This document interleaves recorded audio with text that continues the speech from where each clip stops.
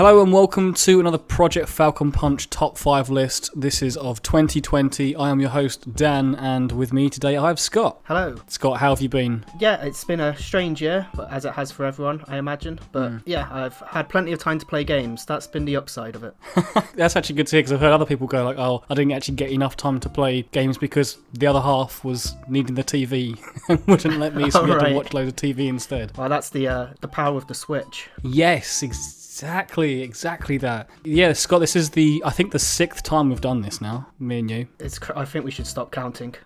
just because we age ourselves. Yeah, exactly. It's getting too much. Are you still with G Arcade at all? Are you still on that forum? Yeah, so that's still the main place I talk about games online, which is garcade.co.uk. The main hub as a successor of, I guess, all the different video game UK forums from magazines. Keeping the dream alive. Exactly. All right. Well, Scott, did you want to go straight in with your number 5? I almost said 1 then. Yeah, sure. I'll start at number 5. That's probably a good place to start, yep.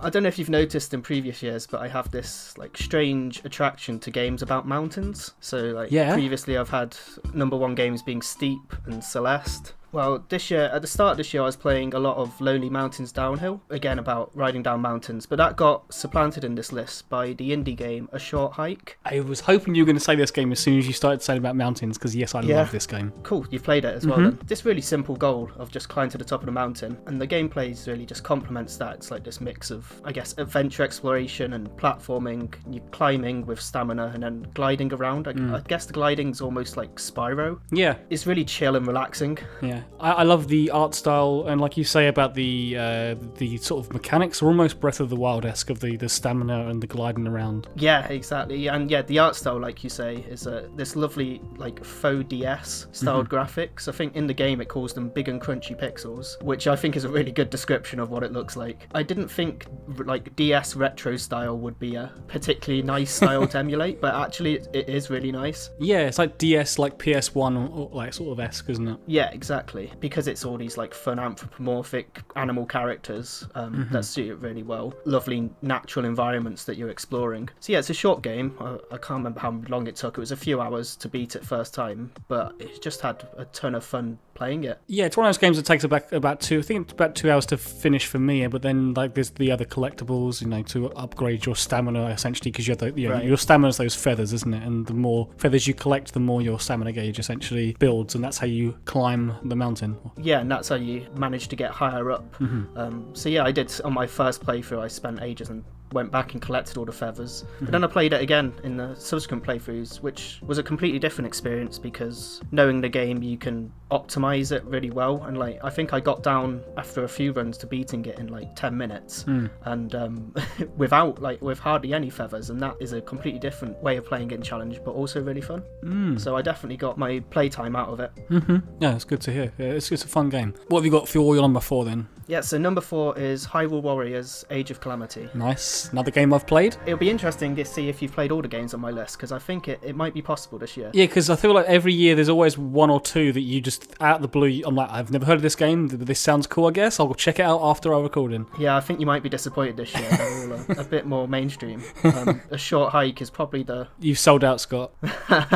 But yeah, Hyrule Warriors, I'm a relatively big fan of all Warriors games in general. The original Hyrule Warriors, I bought it 3 times on Wii U, 3DS and then Switch for its various re-releases. And that game was brilliant. I loved it, the combination of Dynasty Warriors and Zelda. I always thought a sequel would be a really hard sell, because the original Hyrule Warriors is such a big game, content-wise, and covers all of the series. It was really hard to imagine how they'd improve on that. But Age of Calamity solves that by taking the Warriors gameplay but doing something different with it. Well, you were saying as well, but I had that fear about first Hyrule Warriors game is just a collection of every Zelda game, a celebration of Zelda, and then this one's just Breath of the Wild. So I was like, is it going to feel almost a bit more narrow and I don't know, not as expansive because it's just focused on one Zelda game rather than 20? But you continue, because I think I know where you're going, and I agree. Yeah, so that was definitely the fear. It's right. It is a much more focused as a Breath of the Wild prequel, but it does so much more with that setting. It's not just some superficial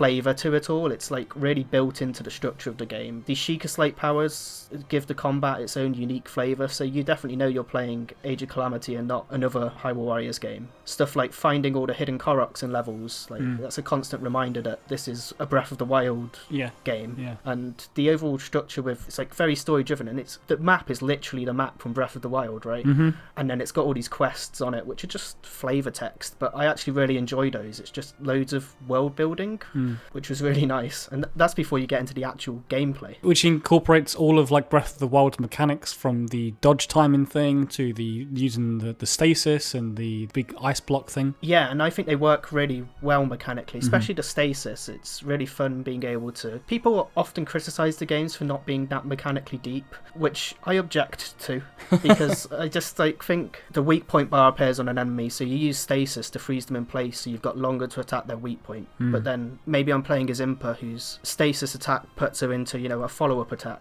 which isn't as good as her regular attacks if you've got all the duplicates. So I use stasis, then I dash cancel out of that, and then use her regular attacks to break down the weak point gauge. And that's just really satisfying as a chain of moves that you're pulling off. But yeah, all the characters are really well differentiated. Who's your favourite character then? So Link's really good, but he's the most boring in a sense. Yeah, I used him the most, but I'm with you. I used him just because he was my highest level often, so I just used him. Yeah, he ends up being the strongest because he's the character that you have to use for all the story levels, right? At least first time round. At the moment, I'm really enjoying... it's a bit of a spoiler, but Yunobo, which is the Goron descendant from Breath of the Wild. He has the mechanic of eating a rock roast, which powers him up in different ways, and then depending on how he's powered up, different moves are more powerful. Right, yeah. I don't think I've used him enough, because there is one of those characters that they kind of just throw about 4 characters at once to you, which was those, the ones from the future. And I think I used, maybe it was Sidon, I can't remember, but I didn't really use them all at once because they just kind of all came to me at once there. So I need to play as him more. Yeah, what I liked about him is that with other characters, I have a tendency to find one combo that I really like and just keep spamming it. Yes. Whereas with him, because depending on how you power up, different combos are stronger, it means I'm constantly cycling between his different combos. It sort of forces me to play with more variety. What have you got then as your number 3 then, Scott? Yeah, so number 3, this is the big one in a sense for playtime. It's Animal Crossing New Horizons. I wondered if this was going to make your list. I know you're a big Animal Crossing fan in the past, right? Well, no, actually, this is my first real Animal Crossing game. I played Pocket Camp. That's the only other Animal Crossing game I've played. Which was not the greatest introduction. No, but I played a lot of that as well, to be fair. I guess a bit of a bad rap, but tell me how much you have enjoyed then New Horizons as your sort of your first mainline Animal Crossing. Well, if we put a number on it, it's currently 650 hours and counting. Oh yeah, that's quite a lot then. And I'm guessing it came to you at the right time, like everyone else at the beginning of lockdown. Exactly. It couldn't be a more perfect time, really, coinciding with the pandemic and lockdown, and it's pure escapism. Yeah. As you probably know, I'm a big fan of almost any kind of base building or town building. Yep. And New Horizons has that aplenty in not just house customization, but the whole terraforming of your entire island. Yeah. I've just spent so many hours making my island look how I want it. My only wish is probably that I could 3D rebuild without it taking weeks to move all the buildings around. Yeah, I know the feeling. This game has almost ruined you then, because I don't think you could ever go back and play past Animal Crossing games because there was nothing like... this is the new mechanic in this game. Yeah, exactly. I don't think I could. I don't think there'd be any real reason to, though. No. I'm not even sure I'd want to play future Animal Crossing games, which sounds weird, just because it's such a huge time commitment and it's been perfectly timed. And I'm probably always going to associate this series now with the past year and pandemic. So I think the day that I get the vaccine is probably going to be the day that I stop playing it. It's like a vaccine for Animal Crossing. Exactly. What's your number 2 then? Yeah, so number 2, it's almost unbelievable that this isn't my game of the year. It's The Last of Us Part 2. Oh, without spoiling, I know what your top 2 are, but I was wondering which way around they're going to be. So tell me how much you like The Last of Us Part 2. I mean, I absolutely loved it. I had a lot of trepidation going into it, which I think I mentioned to you before. It's the first game's one of my all-time favorites, Yes. and I didn't want them to mishandle continuing that story when I really didn't feel like it needed any continuation. The first one ended really perfectly, but those fears were completely unfounded. They completely nailed how they continued on. And yeah, I guess we should say spoiler warning if I'm going to talk about the game's story. Okay. The Last of Us is essentially the pinnacle of a game that's like a film. I think that's fair to say. Yeah. So I was really surprised with part 2 that I thought the narrative only works because it's a game. It's a game about perspective, and being like a third-person action game, you're like forced into seeing things from the perspective of the protagonist who you're playing as. You like start playing as Ellie, and you already like empathize with her because you already know her from the first game. But then as the story goes on, you're sort of more and more strained in your relationship as a player with her because she's doing stuff that you don't really agree with, and you can see her flaws becoming more and more pronounced. It's explicitly her actions. I think it's like important to say this is not a game about player choice. Like, you don't have any agency in this. You're just playing her story. But then comes that mid-game twist, and then you're playing as Abby, and certainly me as a player, and I think you're supposed to like not really like Abby, especially the way that you've seen her from Ellie's perspective. You know, she killed Joel and he was the protagonist of the first game. Because you're forced to play as her, you are forced to empathize with her and see things from her perspective. And that's something I've not really experienced in a game before. It's like, yeah, I'm with you on that. How did you feel about that when you first take control of her? Like, what was going through your mind? it took me by surprise. Everything in the game felt like it was building up to finish. Like, it felt like I'd had a full-length game in there, and because Ellie has her own upgrade trees, everything seemed like it was nearing completion.